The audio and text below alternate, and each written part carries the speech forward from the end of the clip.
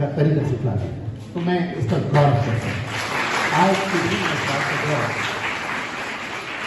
और रही बात दूसरी बात, जब मुझे विषय प्रवेश करने की बात कही गई है तो मैं आज का जो ओकेजन है, जो अवसर है, जो बहुत महत्वपूर्ण अवसर है, उस पर जो आयोजन मंडल ने जो थीम चुना है, मानव जीवन में नैतिक मूल्यों का महत्व, वो इतना महत्वपूर्ण है कि पूरे जीवन में मनुष्य को बगैर नैतिक मूल्यों के आगे बढ़ना संभव नहीं है।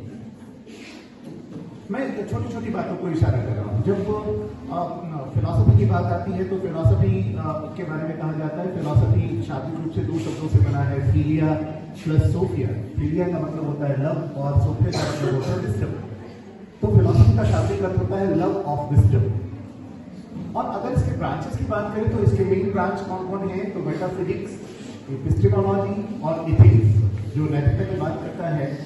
Metaphysics is the study of reality, epistemology is the study of knowledge, और ethics is the study of morality। और ये जो टॉपिक है वो बहुत महत्वपूर्ण है। इथिक्स शब्द को अगर ओरिजिनेट करने की बात करें, अगर लिटरल मीनिंग की बात करें तो इथिक्स शब्द इथोस से बना है। इथोस का मतलब होता है कैरेक्टर।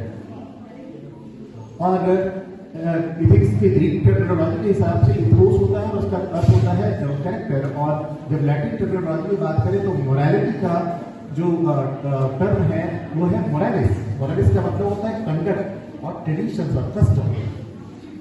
तो पूरी की पूरी बात ये नीति शास्त्र से संबंधित है। और आज पूरे विश्व में जिस तरह से नैतिकता की बातें आ रही हैं वह बहुत ही चिंता का विषय बना हुआ है। चाहे दुनिया की कोई भी प्रॉब्लम आप उठाएं, उसमें नैतिकता के प्रश्न बहुत गंभीर रूप से उठाए जाए। चाहे पर्यावरण का मुद्दा हो, चाहे मेडिकल क्षेत्र के मुद्दे हों, चाहे बिजनेस एथिक्स के मुद्दे हों, चाहे प्रोफेशनल एथिक्स के मुद्दे हों, तो एथिक्स में ऐसा कोई डोमेन नहीं है जहां तक कि मनुष्य को उसके नैतिक चिंतन का प्रश्न नहीं उठाया जाता। मैं छोटे टर्मिनोलॉजी में बात करूंगा। एथिक्स में दो टर्म को इस्तेमाल किया जाता है कि आप एथिकल हैं। जब आपको ये कहा जाता है कि आप एथिकल हैं तो ये माना जाता है कि आप अच्छे आदमी हैं, आप अच्छा हैं। और जब आपको कहा जाता है कि आप अनएथिकल हैं तो आपको कहा जाता है कि आप अच्छे नहीं, बुरे आदमी। तो अच्छे एथिकल होना यानी गुड होने से उसका संबंध है। और अनएथिकल शब्द का प्रयोग करते हैं तो उसका बैड होने से संबंध है। और जब हम गुड और बैड की बात करते हैं तो गुड और बैड को डिस्टिंग्विश करने का कौन सा फीचर्स होगा, कौन सा पैमाना होगा, इसके बारे में बात करना शुरू करते हैं। तो ये प्रश्न उठता है कि जैसे मान लीजिए अगर कहते हैं कि कोई व्यक्ति लंबा है तो आपके पास एक मेजरमेंट होना चाहिए कि 5 फीट 5 इंच वाले के ऊपर वाले लोग को लंबा कहेंगे या 5 फीट 2 इंच वाले को लंबा कहेंगे, उसके नीचे जो होंगे उसे लंबा नहीं मानेंगे। क्या किसी मनुष्य के चरित्र के, मनुष्य के अच्छे और बुरे कर्मों के निर्धारण के लिए हमारे पास कोई पैमाना है? और इसी बात का चिंतन कहीं ना कहीं एथिक्स करता है।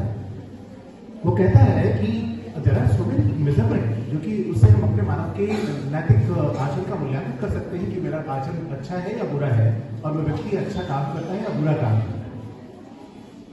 तो इस तरह से ये पैमाना है। ऐसे कई पैमाना है, खास करके कई थ्योरीज हैं।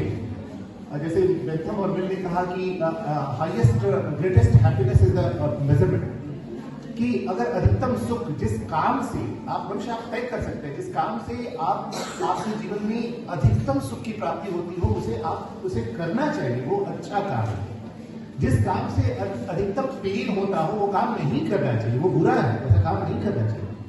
तो इस तरह से एक greatest happiness is the measurement और स्टैंडर्ड कि आप उसको डिसाइड कर सकते हैं कि वो कर्म कैसा है, कैसा कर्म नहीं करना चाहिए।